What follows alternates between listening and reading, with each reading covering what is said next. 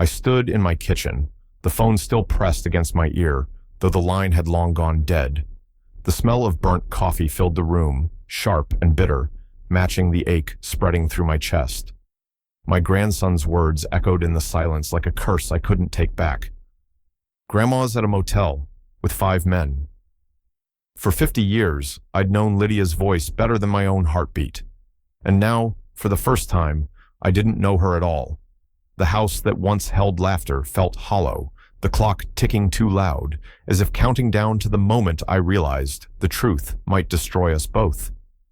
Before the story begins, tell me, where are you watching from?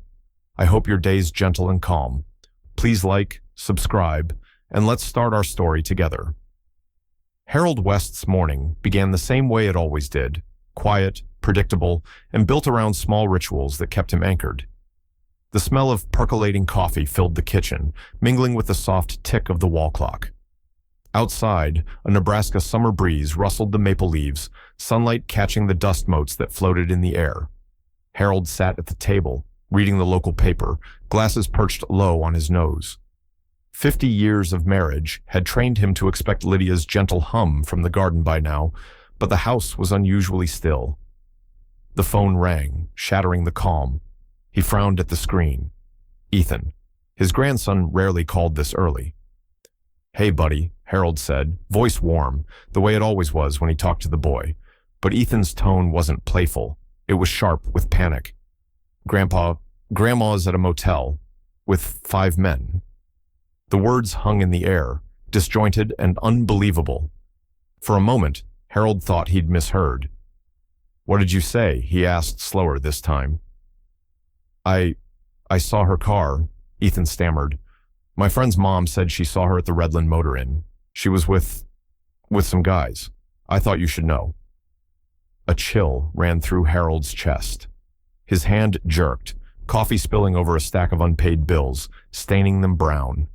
The paper soaked fast, curling at the edges, but he didn't notice. He just stared ahead, pulse pounding in his ears. Lydia? At a motel? The thought refused to fit into the world he knew. He stood abruptly, the chair legs screeching against the tile. "Ethan," he said, forcing steadiness into his voice. "Don't tell anyone else about this, okay? Not your dad, not anyone." But it was too late. He could already hear Ben's voice from another room, sharp, impatient. "What's going on?" Harold ended the call and turned to face his son.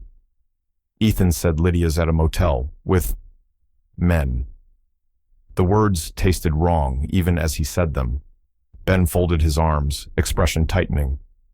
"I told you, Dad. She's been acting strange, always sneaking out, keeping her phone on silent. Maybe now you'll believe me." Harold blinked, trying to process it all. Lydia, who spent her mornings volunteering, who left sweet notes by his coffee mug, who knew every line of his favorite hymns. That Lydia. He reached for his phone and called her. 1 ring, 2, 3, straight to voicemail. He tried again. Nothing. The silence was heavier than any answer could have been. Ben sighed, frustration in every movement. "Look, you've always thought she's perfect, but people change. You just don't want to see it." Harold didn't respond. He was staring at the framed photo on the mantel, their 50th anniversary. Lydia's hand resting on his chest, both of them laughing, eyes crinkled by a lifetime of shared moments. Could all of that really be a lie? The air felt thick, oppressive. The clock ticked louder, each second punctuating his disbelief. He sat back down, hands clasped tight. He wanted logic to guide him, to explain what emotion couldn't. But all he could see in his mind was Lydia's car parked at some motel, the image twisted by imagination and fear. Ben placed a hand on his shoulder. "Don't make excuses for her, Dad. You've done enough waiting around." Harold didn't answer. His throat burned, but his pride sealed his voice. The morning sun had climbed higher, but the kitchen felt dim, drained of warmth. He turned off the coffee maker and sank into the silence Lydia used to fill. 50 years of certainty began to unravel, thread by thread. He tried to pray, but no words came. Only a single thought echoed in the hollow of his chest. After all these years, how well do I really know her? Outside, a storm gathered in the distance, faint thunder rolling over the flat Nebraska plains. Harold stared out the window, eyes fixed on the darkening sky, as suspicion settled where love used to live. The phone on the counter buzzed again. Lydia's name flashed across the screen, but before he could answer, it stopped ringing. The silence after was deafening. And just like that, the first crack in 50 years of marriage opened, and Harold couldn't tell if it was his heart or his pride breaking. The rain had started just after noon, thin at first, then heavy enough to blur the world into streaks of gray. Harold gripped the steering wheel tighter, the wipers of his old Ford squealing with every pass. The highway stretched ahead, slick and lonely. He hadn't said a word since leaving home, not to Ben, not even to himself.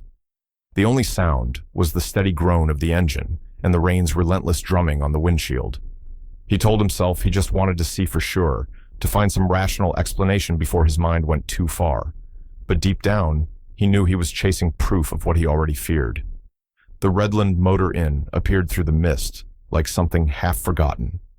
Its sign flickered in faded pink neon. Vacancy. The letters buzzed weakly, lighting the puddles below in dull color. It looked tired, like the kind of place where stories end, not begin. Harold's pulse quickened as he slowed near the entrance. He saw the car first, Lydia's old blue sedan, parked crookedly near a side room. He knew that car better than his own reflection, the small dent near the rear fender, the rosary hanging from the mirror. It was hers, no doubt. His breath caught somewhere between relief and dread. He parked across the road, engine idling. Through the rain-streaked window, he could see into the lobby, a small dim room lit by a single overhead bulb. Lydia sat at a table surrounded by men in worn military jackets. Their faces were lined, eyes tired but kind. She was speaking softly, hands moving as she talked. The men leaned in, listening like her words carried weight. And then she smiled. That gentle, effortless smile he'd fallen in love with 50 years ago. From where Harold sat, it looked like something else entirely. Her hand brushed one of theirs as she passed a cup of coffee across the table.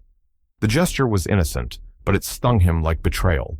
His throat tightened, every image twisted, every act of kindness now suspect, every memory tainted by doubt. He couldn't hear what was being said, but the silence between each laugh felt louder than thunder. Lightning flared behind the motel, casting the scene in flashes. Lydia leaning forward, the men's tired smiles, her head bowed and listening. In that light, it looked intimate, secretive, wrong. Then movement in the corner of his eye. A man stepped out of the shadows near the doorway. Stocky, weathered, mid-50s. His eyes met Harold's through the glass. The man's expression hardened instantly, protective, challenging. He wiped his hands on a rag and squared his shoulders. Tom Miller, the motel owner. Harold didn't know his name yet, only the look. The kind of look one man gives another when lines have been crossed. For a few tense seconds, they stared at each other through the rain. Neither moved. Tom's posture said, "Leave her alone." Harold's glare replied, "What are you hiding?" A truck passed by, sending a wave of water over Harold's hood. When his vision cleared, Tom had stepped forward, closer to the window, as if daring him to come inside. Harold's heart thudded painfully in his chest. He thought about storming in, demanding answers, demanding truth. But pride kept his hand frozen on the wheel. He exhaled slowly, the fog from his breath blurring the windshield. Then, without another glance, he put the Ford in gear. The tires spat up rainwater as he pulled away, the neon light fading in his rearview mirror until it vanished completely. The storm swallowed the road ahead, wind pushing against the car as if urging him to turn back. But he didn't. He couldn't. His jaw set, his mind replaying the image of Lydia surrounded by strangers, laughing, alive, and entirely beyond his reach. By the time he reached the city limits, the rain had eased, but the ache inside him had not. He caught his reflection in the window. Hollow eyes, clenched jaw, betrayal etched deep into every line of his face. He didn't know what hurt more, what he saw or what he imagined. And as thunder rolled again behind him, Harold West kept driving, his heart heavy with the storm he was now certain had only just begun. The drive home felt longer than it should have. The wipers beat a steady rhythm, each pass wiping away rain, but never the image burned into Harold's mind. Lydia laughing in that dim motel lobby, surrounded by men he didn't know. By the time he turned into his driveway, the storm outside had quieted, but the one inside him was only gathering force. Ben's car was already there.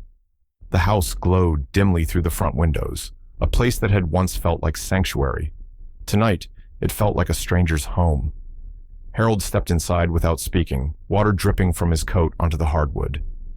Ben looked up from the kitchen table, a beer in hand, his expression somewhere between curiosity and irritation. "Well," he asked, "did you find her?" Harold took a slow breath. "She was there," he said quietly, "at the motel." Ben leaned forward, voice sharp. "And she wasn't alone." The words came out heavy, each one landing like a confession. 5 men, military jackets. She was talking with them, laughing. Ben sat back, shaking his head with a knowing smirk. "She's lying, Dad. You deserve better than this." "Ben, no. Listen." His tone hardened. "I told you something was off. She's been keeping things from you. Maybe she's been meeting them for a while. Maybe that's where the money's going. You've just been too blind to see it." Harold felt his stomach twist. "That's your mother you're talking about." "That's your wife," Ben shot back, "and she's making a fool of you." The silence that followed was brittle. Only the clock ticked, steady and cruel. Harold turned away, the floorboards creaking beneath his weight. His chest ached with confusion. Half of him furious, the other half desperate to believe there was another explanation. But every time he tried to picture Lydia's gentle honesty, the image was drowned by that motel glow. A sound from the hallway broke his thoughts. He looked up to see Ethan standing in the doorway, pajamas rumpled, eyes wide and guilty. The boy's voice was small. "Grandpa, is Grandma in trouble?" Ben cursed under his breath. "You shouldn't be listening." Ethan stepped closer, trembling. "I didn't mean to. I heard Mom talking on the phone. I didn't think—" Harold's heart softened for a moment, but only for a moment. The child's innocence was the fuse that had lit this fire. He forced a tired smile. "It's all right, son. Go back to bed." Ethan hesitated, eyes flicking between father and grandfather, sensing the tension he couldn't name. Then he turned and padded away, the floor creaking in retreat. When the hallway went still again, Harold sat down heavily at the table. His hand reached for the folded newspaper Ben had brought in earlier. A headline stared back at him in bold print. "Motel scandals stir small-town speculation." A single photograph showed the Redland Motor Inn's neon sign glowing against a stormy sky. No names, no details, just enough to feed imagination, enough to destroy peace. Harold read the headline again and again until the letters blurred. His home, once filled with Lydia's laughter and the soft clatter of morning dishes, now felt foreign. The air was colder. Even the ticking clock sounded different, harsher. Ben stood. "You can't let her come back here until you know the truth." Harold didn't answer. He just stared at the empty chair across from him, Lydia's chair, and for the first time in 50 years, it felt like an accusation. That night, he climbed the stairs alone. The bedroom smelled faintly of her perfume, soft and lingering, like a memory that refused to fade. He glanced at her pillow, still indented from where she'd last slept. Then, slowly, he turned the lock on their door. The small click echoed louder than thunder. Outside, the wind pressed against the windows, carrying the faint scent of rain and regret. Inside, Harold lay awake, eyes fixed on the ceiling, replaying every moment of the day. He tried to remember the last time he'd told her he loved her, and couldn't. Somewhere in the house, a floorboard creaked, but he didn't move. The trust was gone. And in the quiet dark, Harold West realized he wasn't sure if it could ever return. It was nearly 10 when Lydia's headlights washed across the front of the house. The night had quieted after the storm, leaving the world wrapped in a damp hush. Inside, only one lamp burned, Harold's. He sat in his armchair, back straight, hands clasped, eyes fixed on the front door like a man waiting for a verdict. The door opened softly. Lydia stepped in, brushing rain from her coat, humming faintly to herself. Tired, but content. She didn't see him at first. "Harold," she called, her voice gentle, unaware of the tension sitting in the air like smoke. He rose slowly. "Who are they, Lydia?" Her smile faltered. What do you mean?" "The men," he said. "At the motel, the ones you've been meeting. Who are they?" For a long second, she just stared at him, eyes widening, confusion giving way to something deeper, something wounded. "You followed me?" He didn't answer. He didn't have to. The silence said everything. Lydia set her purse down carefully, as if sudden movement might shatter what was left between them. "Harold," she began softly, "they're veterans. Tom Miller runs the Redland. I've been helping them find work, food, medicine. That's all." He laughed, short and hollow. "You expect me to believe that? In secret? At a motel?" Her eyes glistened. "It wasn't a secret. I just knew you'd worry. You always think the worst." "I think what I see," he snapped. "And what I saw didn't look like helping." She stepped closer, searching his face for the man she knew, the one who used to meet her halfway in every storm. "After 50 years, you don't trust me?" she whispered. The question hung in the air, trembling, waiting for mercy. But none came. "After 50 years, he said sharply, "I thought I knew you." The words hit her like a slap. For a heartbeat, neither of them moved. Then Lydia blinked, her expression shifting, shock turning into something colder, not anger, not even pain, just disbelief. She picked up her purse again, movements quiet and deliberate. "I don't know what's worse," she said softly, "that you followed me, or that you already made up your mind about what you saw." "Lydia." But she didn't let him finish. She turned toward the hallway, her footsteps steady, her dignity intact. He stood there, rooted, watching her go. He wanted to call out, to demand she explain again, slower this time, so he could find a reason to believe her. But pride sealed his lips shut. Pride, the same force that had guided him all his life, the same force now tearing his home apart. The bedroom door opened, then closed quietly. The sound was soft, but it echoed through the house like thunder. Harold sat back down, the chair creaking under his weight. His hands shook slightly as he reached for the cold cup of coffee beside him. He stared at the surface, at his own reflection rippling with each tremor. Outside, the rain had started again, tapping softly on the windows, the same steady rhythm that had always soothed him. Tonight, it only made the silence louder. Somewhere down the hall, he thought he heard Lydia's suitcase being unzipped.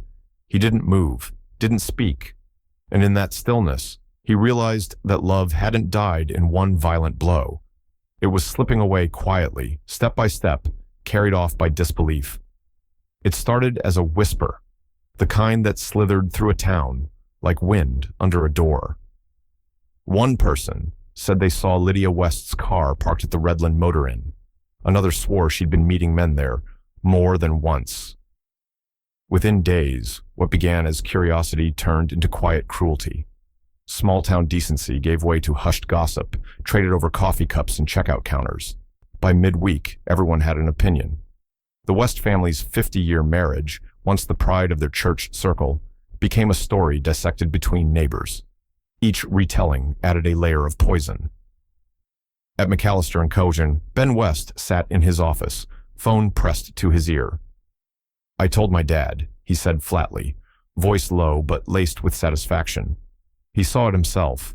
"She's at that dumpy motel every week with some guys. Military types, apparently. No wonder she's been secretive." On the other end, his coworker whistled softly. "Man, that's rough. Guess you never really know people, huh?" Ben leaned back, forcing a bitter laugh. "No, you don't." But beneath the bravado, something twisted in his chest, a mix of anger and shame he couldn't quite name. Across the office, a woman paused mid-stride. Claire Donovan, a local journalist with an instinct for truth, had caught the tail end of the conversation. She wasn't the type to indulge in gossip, but something in Ben's tone, cold, rehearsed, set off alarm bells. Later, as Ben left for lunch, Claire approached his desk. "Sorry, couldn't help overhearing," she said carefully. "You're talking about Lydia West? From church?" Ben looked at her, wary. Yeah, my mother. Why? Claire blinked. Your mother? He nodded, jaw tight. I wish it wasn't true. Claire hesitated. She'd covered stories of veterans programs around town, and she remembered hearing Lydia's name mentioned among volunteers. The image didn't fit the rumor. And you're sure about this? Ben's eyes darkened. My father saw her himself. Claire didn't press, but as she walked away, she couldn't shake the unease crawling up her spine. Something about it didn't add up. At the Redland Motor Inn, Lydia stood in the back room sorting donations. Old coats, blankets, medical supplies. Her hands moved slowly, carefully, though her shoulders sagged under invisible weight. She'd noticed the stares at the grocery store, the sudden silences when she entered a room, the way friends smiled too politely, as if to disguise judgment. She told herself it didn't matter, that the work was worth it, but the whispers still stung. Tom Miller watched her quietly from the doorway. The former Marine was rough around the edges, but there was gentleness beneath the grit. Don't pay them any mind, he said finally. Lydia looked up, forcing a smile. It's not me I'm worried about. It's Harold. He's proud. This will hurt him. Tom nodded. Then let me handle the noise. You just keep doing what you came here to do. She exhaled, the sound shaky but resolute. They need the help. That's all that matters. Tom stepped forward, lowering his voice. If anyone comes sniffing around, I'll set them straight. She smiled faintly. You always do. Back at home, Harold sat alone at the kitchen table, the house silent except for the hum of the refrigerator. The curtains were drawn, the light dim. Days had passed since Lydia's return, or her leaving, he wasn't sure anymore. He didn't answer the phone when it rang, didn't open the door when neighbors stopped by with their careful questions and pitying eyes.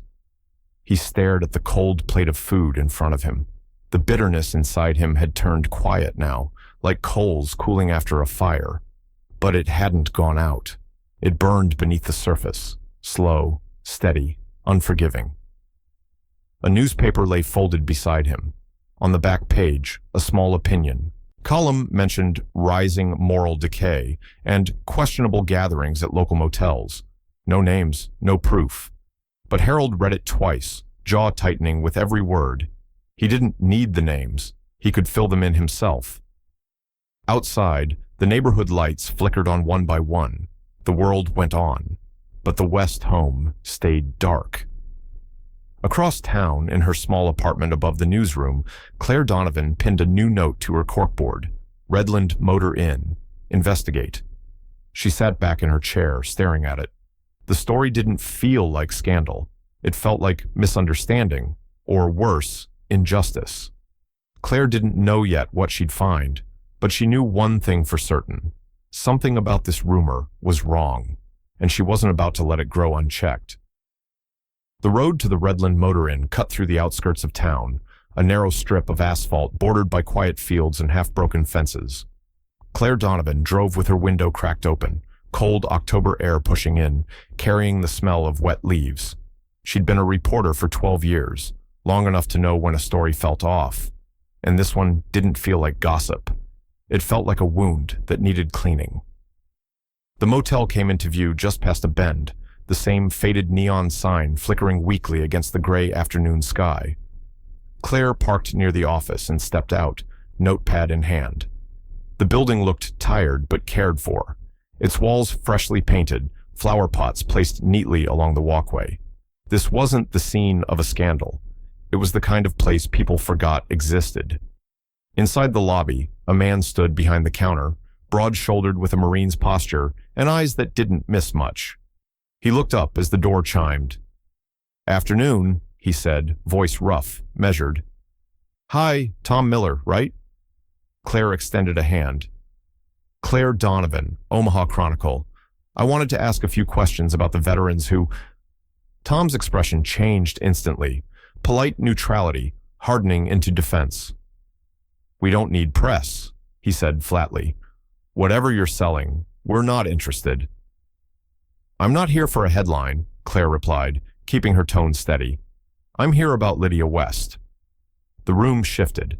The man's jaw unclenched slightly, but his eyes stayed sharp. You a friend of hers? I've met her a few times at community events, Claire said carefully. There's talk going around town, things that don't sound like the woman I know. I wanted to see for myself.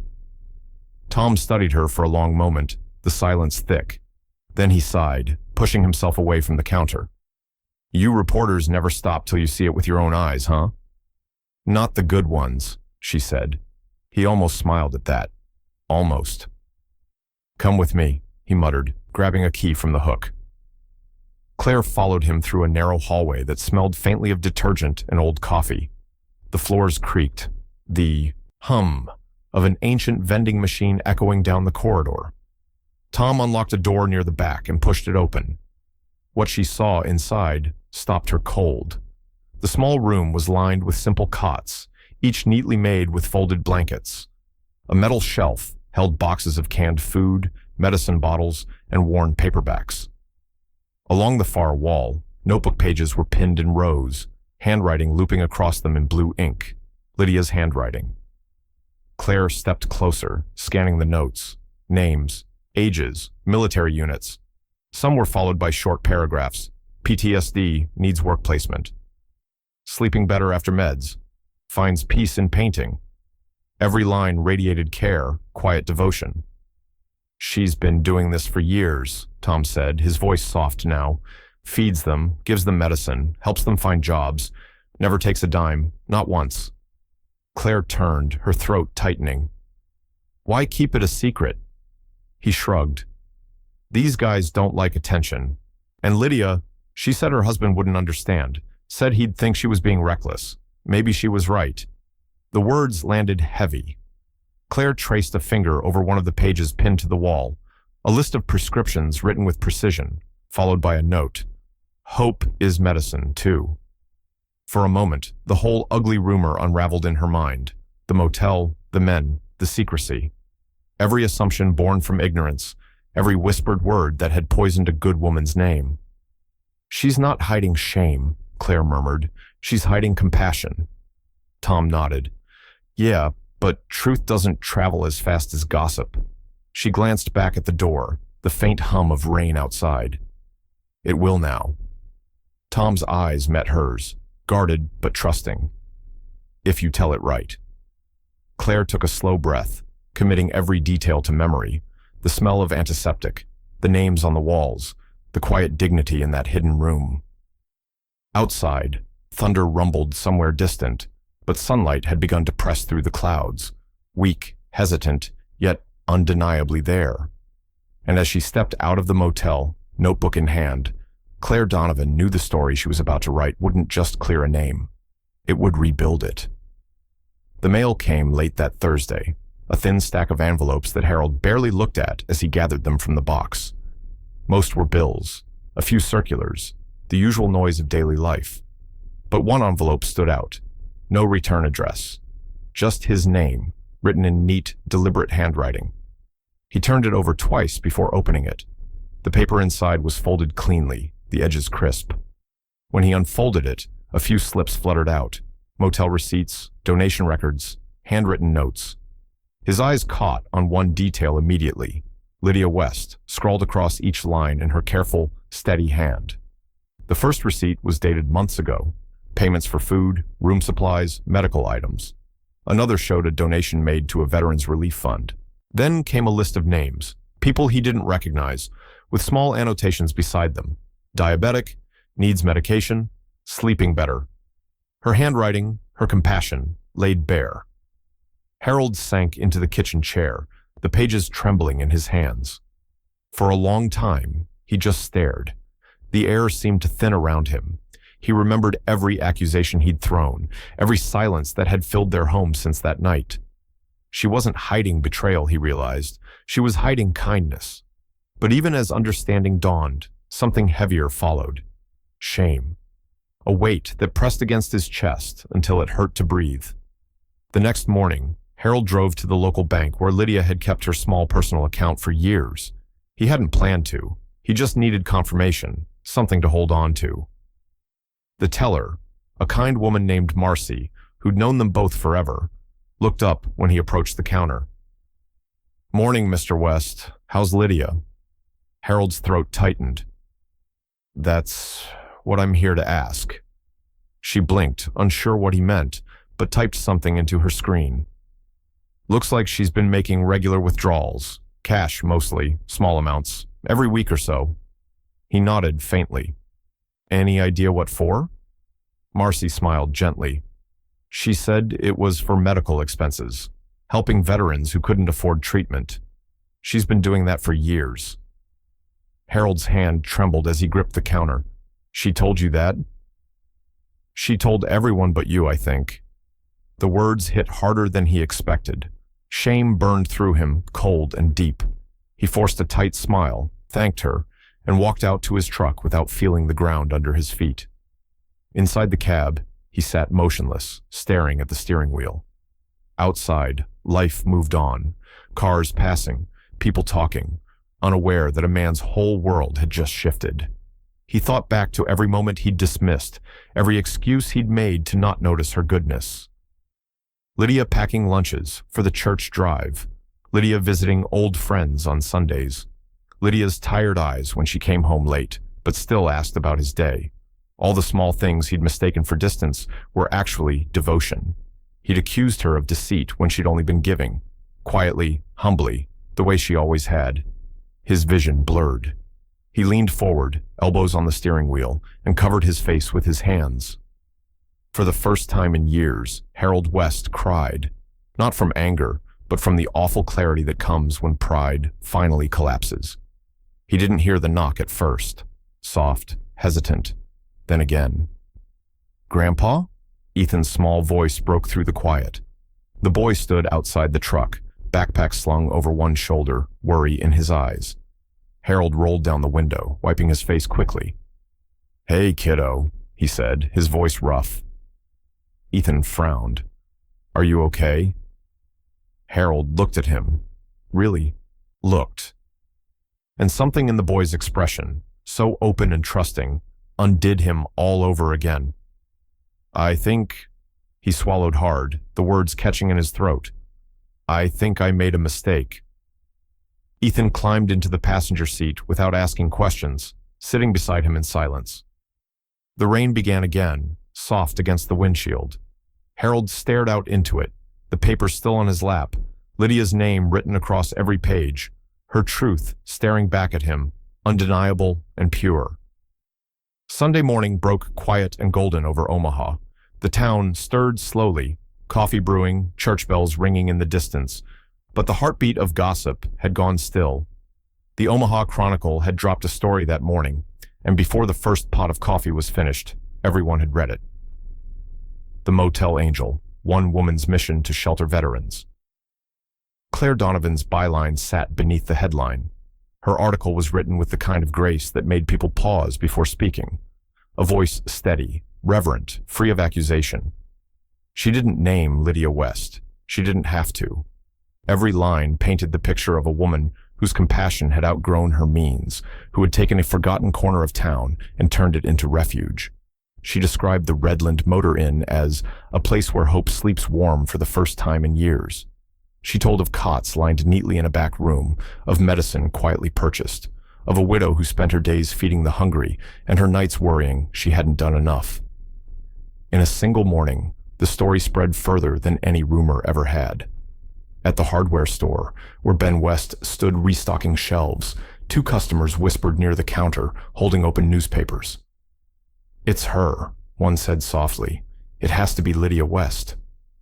Ben froze mid-reach. The paper's headline glared up at him from the countertop. His throat went dry. For weeks, he'd carried himself like the voice of reason, defending his father, condemning his mother. Now, the truth stared back, undeniable and clean. And it hollowed him. He didn't finish his shift. He drove home in silence, the newspaper folded tight in his fist, shame pressing against every breath. At the West House, Harold sat alone at the kitchen table, sunlight spilling across the wood. The same paper lay open before him, creased from where his trembling fingers had smoothed it flat. He'd already read it twice, and now he read it a third time, slower, as if every word might absolve him a little more. He could almost hear her voice in the lines Claire had written.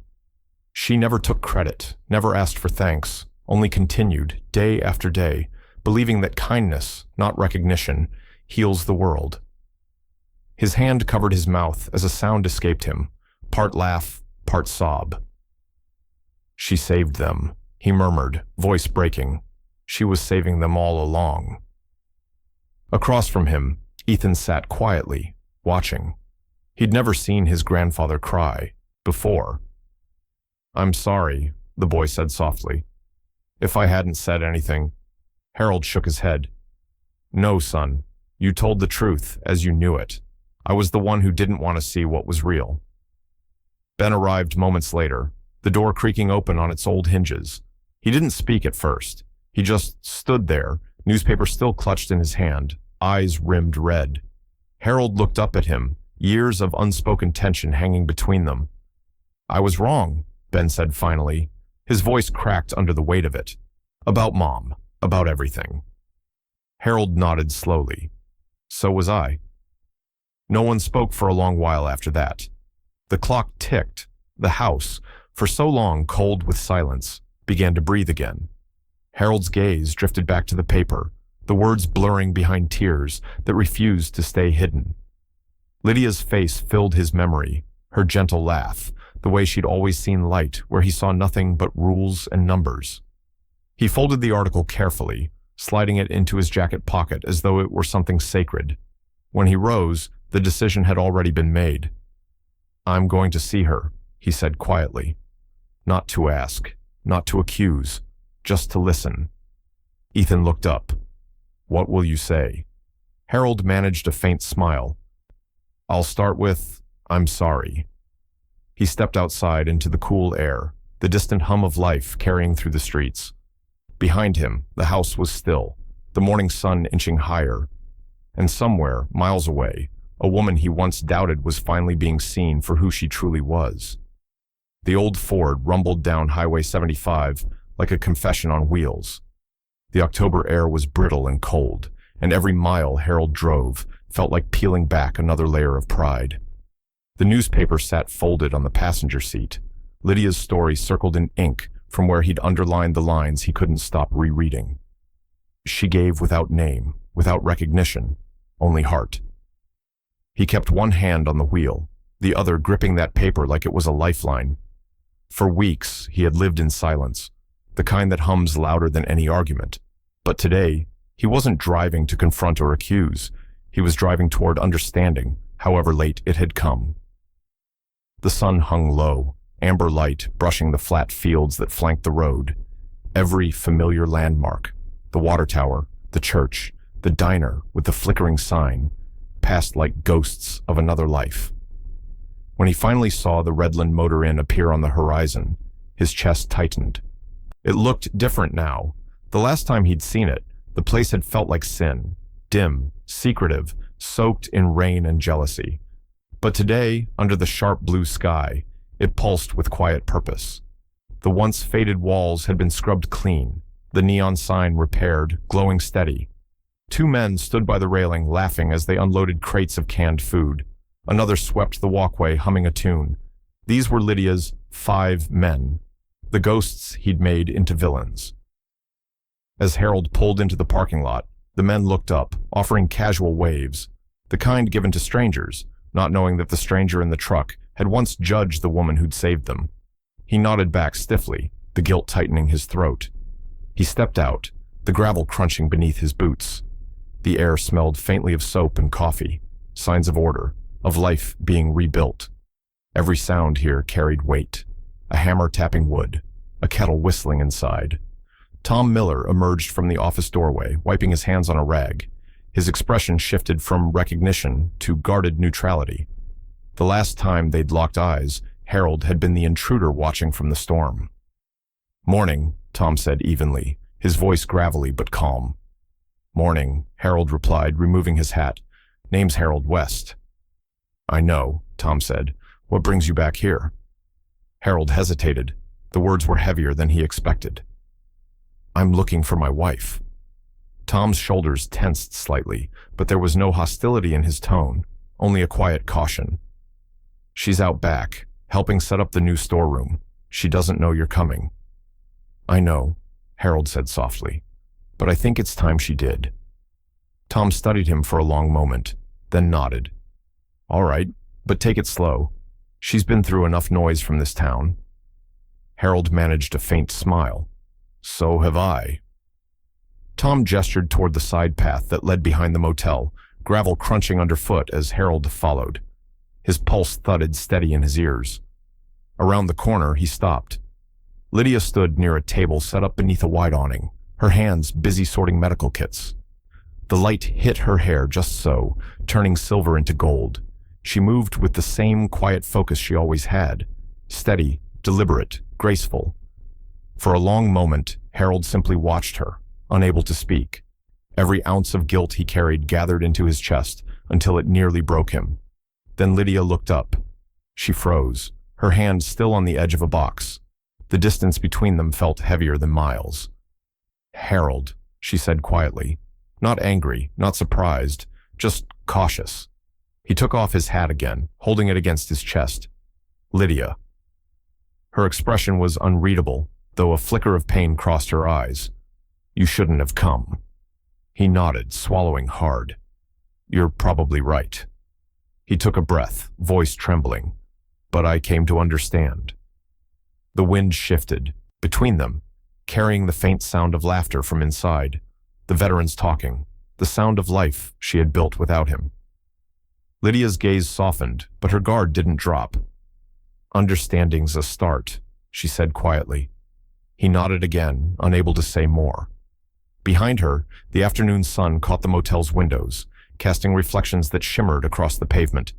The light touched everything, the walls, the gravel, the weary man standing in its glow, and the woman who had learned to live without him.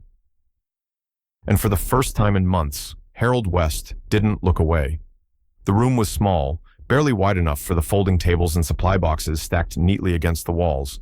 Sunlight filtered through a narrow window, touching the dust motes that hung suspended in still air.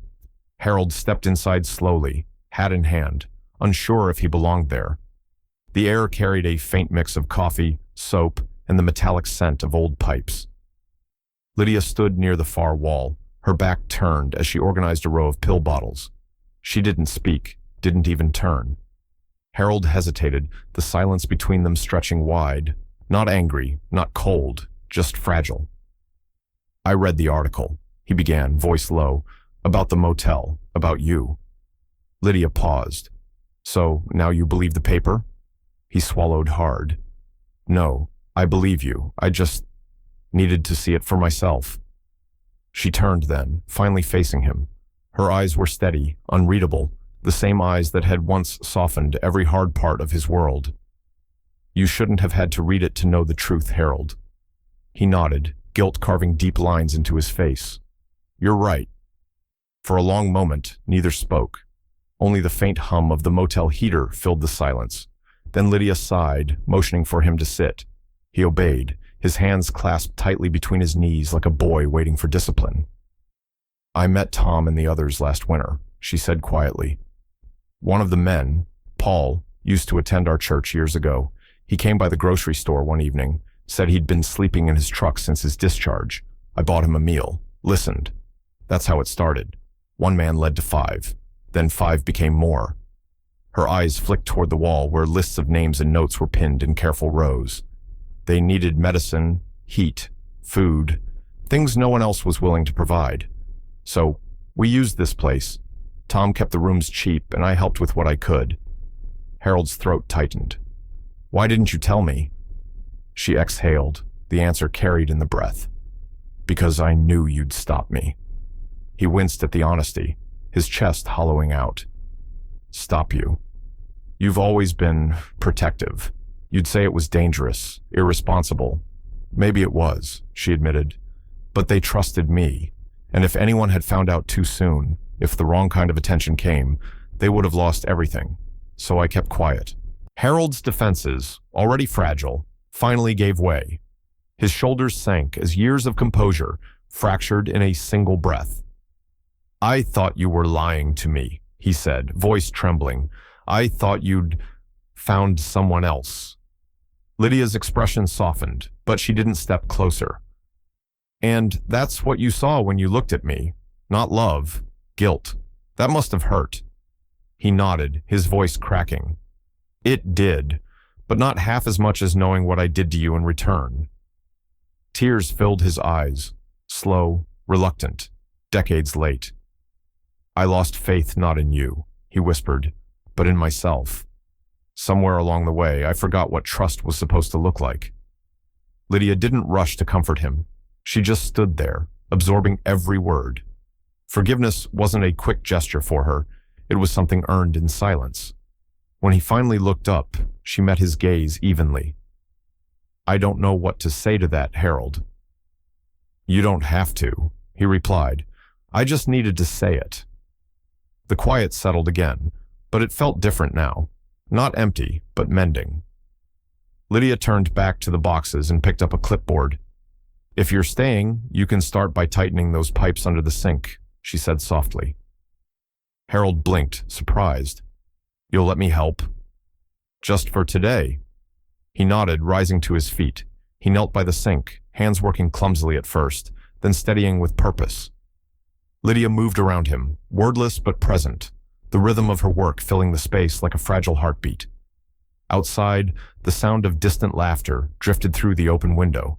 The veterans, the people she'd chosen to serve. For the first time in months, Harold didn't feel like a stranger among them. He felt human again. And in that small, quiet room where pride had once lived, healing, slow, tentative, but real, began to take its first breath. By December, Nebraska was wrapped in white. Snow blanketed the fields and drifted against fences, softening every edge of the world. The Redland Motor Inn stood against the cold like a stubborn ember, its windows glowing warm, the hum of life inside refusing to fade. Harold West wiped his hands on a rag, crouched beside a leaking pipe in the motel kitchen. He worked slowly, deliberately, his breath fogging in the air. The wrench slipped once, clanging against the metal, and he muttered under his breath. But when the flow stopped and the drip quieted, he allowed himself a small smile. It had been weeks since Lydia let him stay.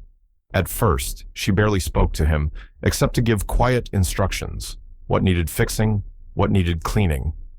He didn't argue. He just showed up every morning before sunrise and went to work. Now, the veterans greeted him like one of their own. "Hey, Cap," one of them called from the dining area, a wiry man named Daryl with a crooked grin. "Coffee's hot if you ever finish wrestling that pipe." Harold, chuckled, wiping his brow. "You just make sure it's stronger than that last batch. I could have slept through it standing up." The men laughed, and for the first time in months, Harold laughed with them. Not the polite kind that barely left his throat, but a full, honest sound that warmed the air. He'd found a rhythm here. Fixing things came naturally to him, but what he didn't expect was how much he needed this place, the routine, the noise, the simple gratitude in every nod. He wasn't a husband seeking forgiveness anymore. He was a man rebuilding from the inside out. One afternoon, as the snow thickened outside, a car pulled into the lot. Harold looked up from the shovel in his hands to see Ben step out, coat collar turned against the wind. For a moment, father and son just stared at each other across the parking lot. Two men who'd both been wrong, finally out of excuses. Ben approached slowly. "You work here now?" Harold leaned on the shovel. "Guess so. Keeps me out of trouble." Ben exhaled, his breath a white cloud. "Dad, I read the follow-up, the article. I can't believe I—" Harold raised a hand, stopping him gently. "It's done. We both said things we shouldn't have. What matters is what we do next." Ben nodded, his eyes wet with cold and something heavier. "Mom's incredible. Always has been." Harold smiled faintly. "Took me a lifetime to see it." Inside, Lydia watched from the doorway, her expression unreadable but softer than before. She didn't interrupt. Some reconciliations didn't need her words, only her quiet presence. By late afternoon, the shelter buzzed with life. The veterans gathered around the dining tables as Lydia ladled soup into bowls, steam rising in soft curls. Claire Donovan stood near the entrance, notebook in hand, scribbling between sips of coffee. "I came to write a follow-up," she said, glancing around the transformed motel. "But I think this place writes its own story now." Lydia smiled. "Just write what you see." Claire's eyes moved from the bustling room to Harold, who was laughing with two men over a stubborn chair leg. "He looks different," she said quietly. Lydia's hand stilled over the ladle. "You rebuild trust with work, not words," she murmured. Claire nodded, the sentence settling deep. "Then he's doing it right." When Claire left, the sun was sinking behind a pale sky, painting the snow in gold and rose. Harold stood by the doorway wiping his hands, watching Lydia move from table to table, steady, kind, purposeful. She caught his gaze for just a moment. No words passed between them, only a glance that carried months of regret, effort, and something that looked almost like peace. He smiled, not wide, not forced, but quiet and true. In that moment, he didn't need her forgiveness. He was earning it, one repaired pipe, one cleaned floor, one humble day at a time. And outside, the snow kept falling, soft, endless, and forgiving. The first clear day of January arrived with a sky so bright it felt like a beginning. Snow still lined the sidewalks of Omaha, but the air held that early hint of spring, a whisper that the cold was losing its grip. The Redland Motor Inn, once dismissed as a forgotten landmark, now stood dressed in banners and strings of white lights. A wooden sign out front read, "Veterans Shelter Dedication, Community Celebration." People filled the small parking lot, bundled in coats and scarves, breath fogging as they chatted. For months, the story of the Motel Angel had been retold and reshaped, but today, the truth was standing on its own stage. Folding chairs lined up in neat rows faced a temporary podium set against the motel's fresh-painted facade. Harold stood near the back of the crowd, hands deep in his coat pockets, watching as Lydia greeted guests one by one. She was graceful in her quiet way, smiling gently, never seeking the spotlight even as it found her. The veterans she'd helped stood close by, their postures straight with pride. Tom Miller adjusted the microphone on stage, his marine precision still intact, though his voice trembled slightly when he thanked the town for coming.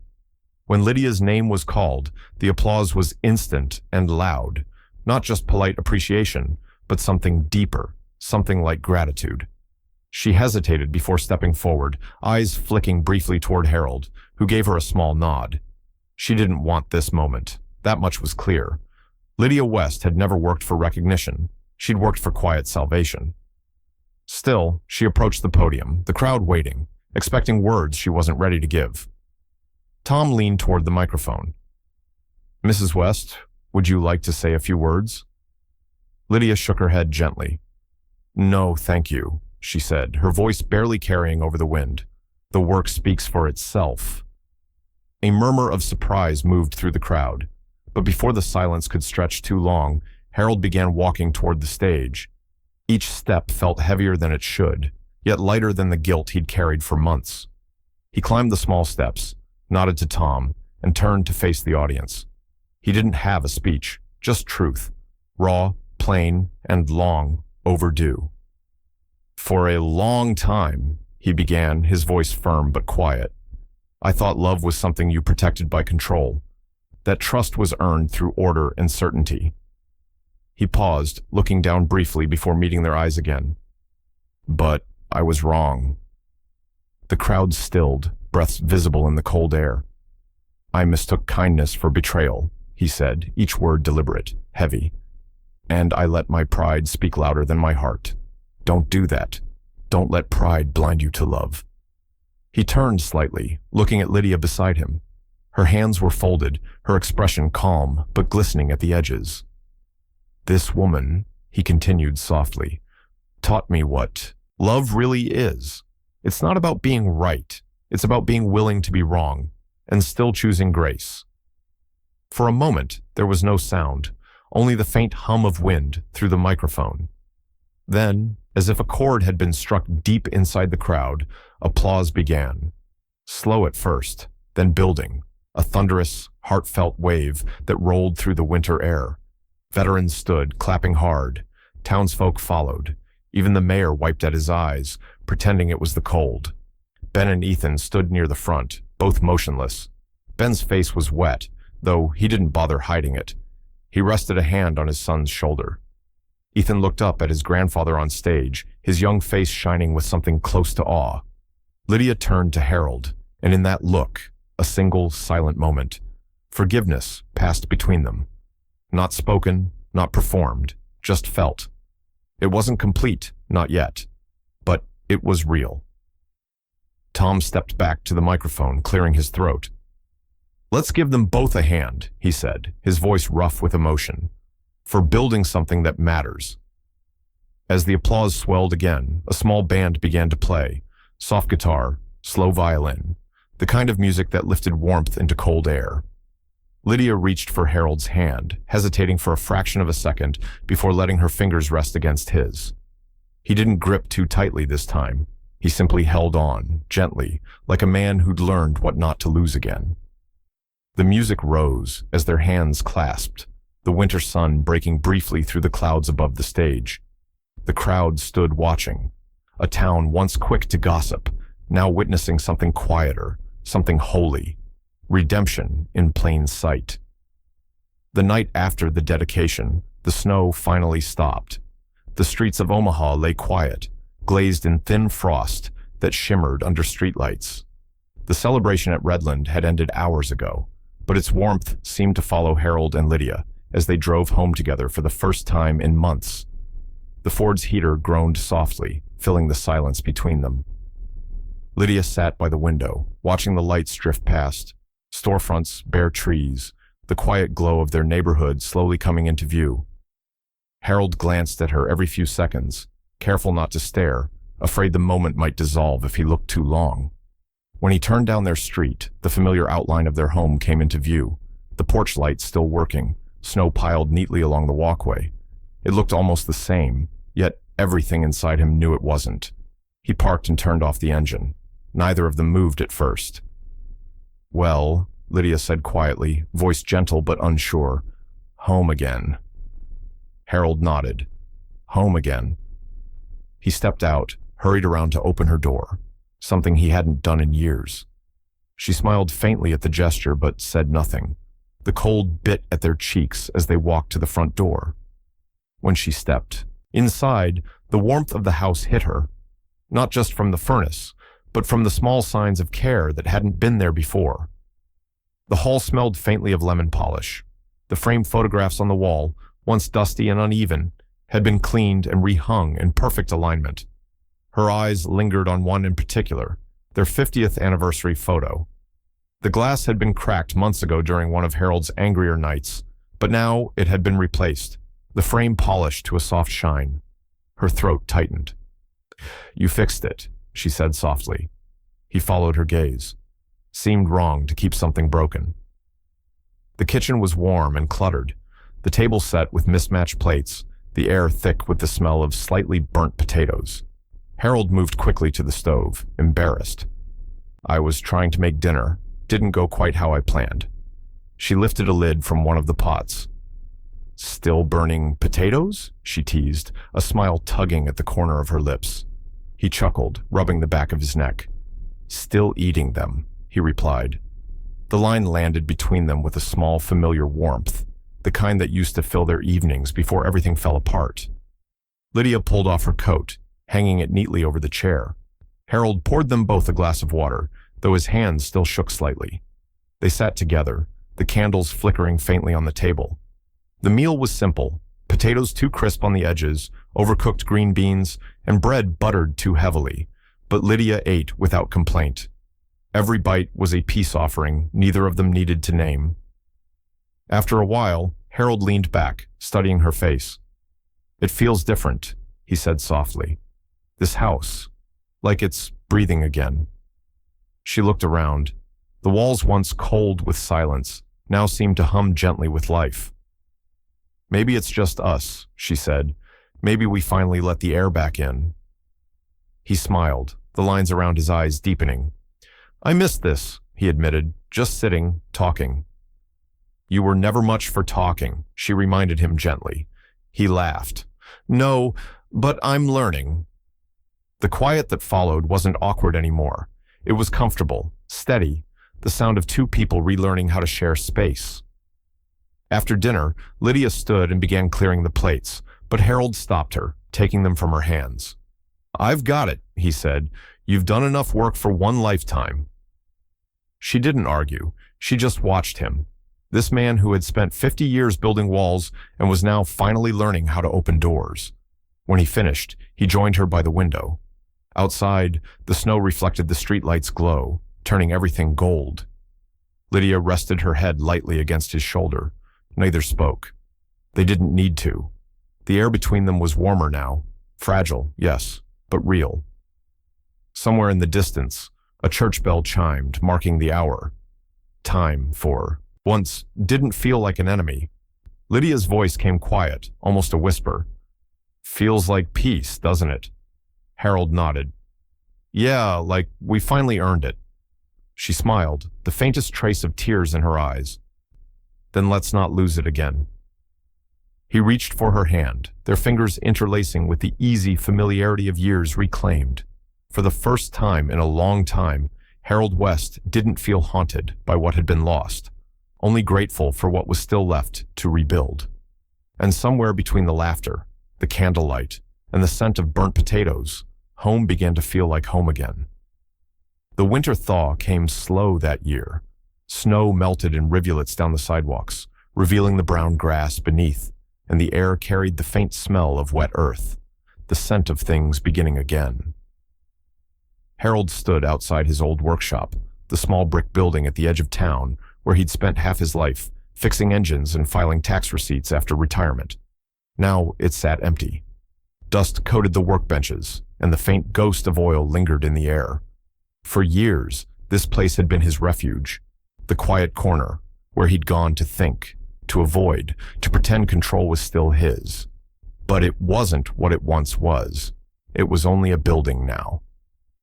He ran his hand along the old doorframe, tracing the grooves in the wood. Then, with one last look, he locked the door, slipped the key into an envelope, and handed it to the real estate agent waiting by the truck. You're sure about this, Mr. West? The agent asked. You could lease it out, keep a little income. Harold shook his head. No, some things aren't meant to be held on to. Within a week, the sale was final. The check came in the mail, crisp, impersonal. Harold took it straight to the bank and filled out the paperwork himself, careful to leave no signature but his own. When the clerk asked where he wanted the funds sent, he gave the address with quiet certainty. Redland Veterans Shelter. He didn't tell Lydia. Not yet. Weeks later, spring sunlight poured down over the Redland grounds as townsfolk gathered again, this time for the unveiling of a new addition to the shelter, a permanent kitchen and medical wing. The veterans stood in rows beside the volunteers, faces warm with pride. The mayor read from a short speech about community resilience and grassroots generosity, but Harold barely heard him. He was watching Lydia. She looked radiant beneath the morning light, her gray hair brushed back neatly, her eyes bright. She had no idea what was coming. When the mayor stepped aside, Tom Miller approached the podium with a grin. Before we open the new wing, he said, we have a small surprise, a dedication, one that honors the heart that started all this. He tugged gently at the cloth covering the new bronze plaque. The sunlight caught the engraved letters, and Lydia froze as she read the words aloud under her breath. The Lydia West Foundation, built on compassion, sustained by grace. Her hand flew to her mouth. Harold, she whispered. He stepped forward slowly, his smile small but sure. It was time, he said. You gave this place its soul. I just wanted to make sure it lasts. Tears welled in her eyes as she reached out, fingertips brushing the cool bronze surface.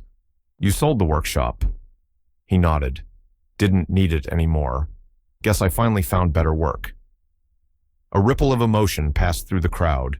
Quiet applause. A few murmured, God bless hers. Lydia turned toward him, voice trembling. You turned guilt into grace. Harold's throat tightened, but he managed to answer softly. You gave me the blueprint. The moment hung between them, simple, unadorned, holy in its own way. Ethan stood nearby, holding his phone steady as he recorded the dedication.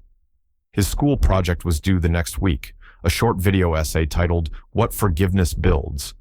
He'd already decided this scene would be the ending. The shot of his grandparents standing side by side, hands clasped in front of a plaque bearing her name. Through the camera lens, he zoomed in on their faces. Lydia's eyes glistening, Harold's shoulders finally relaxed after months of penance. When the ceremony ended, the veterans gathered around them, shaking Harold's hand, hugging Lydia, thanking them both. She smiled through her tears, and when she turned to Harold again, he looked lighter, like the man he used to be before suspicion took his heart hostage. Later, as they stood alone by the plaque, Lydia reached for his hand. "You didn't have to do this." He looked at her, eyes soft with quiet conviction. "I did, because I finally understood what love does. It keeps building, even when we think we've run out of pieces." The wind stirred softly, carrying the scent of fresh paint and new beginnings. For once, Harold West didn't look back at what he'd lost. He only looked forward at what forgiveness had built. The first morning of spring broke clear and gold over the Nebraska horizon. Dew clung to the grass outside the newly rebuilt Redland Motor Inn, though no one called it that anymore. The new sign gleamed in the early light, West Haven Shelter. The letters, cast in bronze, caught the sun and scattered it across the parking lot like a quiet benediction. Inside, life was already stirring. Coffee brewed in the kitchen. Laughter echoed through the halls. Someone strummed a guitar in one of the rooms. What had once been a forgotten motel was now a home, a place where lost men found purpose and tired hearts found warmth. Outside, on a wooden bench, freshly painted white, Harold and Lydia sat side by side. They didn't speak much anymore. They didn't have to. Their hands were intertwined, fingers gently folded, as if to remind each other that silence could mean peace too. Harold watched the sunlight crawl across the sign. "You picked a good name," he said quietly. Lydia smiled, her eyes fixed ahead. "Tom picked it, said it sounded like hope with an address." He chuckled softly. "Sounds about right." For a while, they simply sat there, listening to the muffled sounds of life behind them, dishes clinking, boots scuffing on floors, the hum of conversation that filled the shelter each morning. The wind carried the smell of bacon and soap, the scent of a place that had finally learned how to heal. Lydia leaned back against the bench, breathing in the morning air. "You know," she said, "I used to pray that one day people would stop talking about what happened, that they'd just forget." Harold nodded slowly. "And now?" "Now I think maybe I don't want them to forget," she said, voice soft. "Maybe I want them to remember how something broken can still be useful." He turned to her, eyes glinting in the light. "You sound like a sermon." "Maybe," she smiled faintly. "Or maybe just a woman who finally understands grace."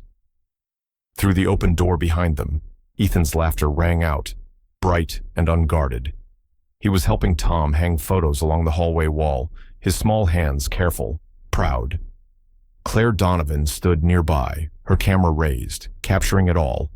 Her voice faded in softly over the hum of morning, calm, reflective, the tone of someone closing a story she'd carried carefully. "Rumors destroy," she said. "Truth rebuilds." What began as a whisper of judgment became a hymn of forgiveness, and in that redemption, this town found its reflection. As her words lingered, Ethan placed a framed photograph on the wall, the final one. It showed the West family standing together in front of the shelter's entrance. Harold, Lydia, Ben, and Ethan, surrounded by the veterans they now called family. Everyone was smiling, the light catching on their faces, their eyes, their second chance. Ethan stepped back to admire his work, the camera light blinking red as it captured the moment for his school project. He turned to Harold and called out, "Grandpa, I think it's perfect." Harold grinned. "So do I." Lydia squeezed his hand gently. "You did all this," she said. He shook his head. "We did." She tilted her head toward him. "No," she said softly. "You did what I couldn't. You turned regret into something good." He looked at her then, really looked. The lines around her eyes, the strength in her stillness, the life they'd managed to rebuild brick by brick. "You gave me the reason," he said. "I just followed the light." For a long moment, neither moved. The wind rustled the sign above them, the bronze letters shimmering as if alive. Lydia leaned her head on his shoulder, and he rested his cheek against her hair. The camera inside clicked once more, the sound of a final photograph being taken, the story closing where it began, with love rediscovered. Harold turned slightly, his voice quiet but certain. "We were never broken," he said. "Just unfinished." Lydia smiled, the morning sun catching the tears at the corner of her eyes. And as the golden light rose higher, spilling across the shelter, the laughter inside grew louder. A choir of second chances, rising over the hum of a small Nebraska town. Compassion had completed what anger began.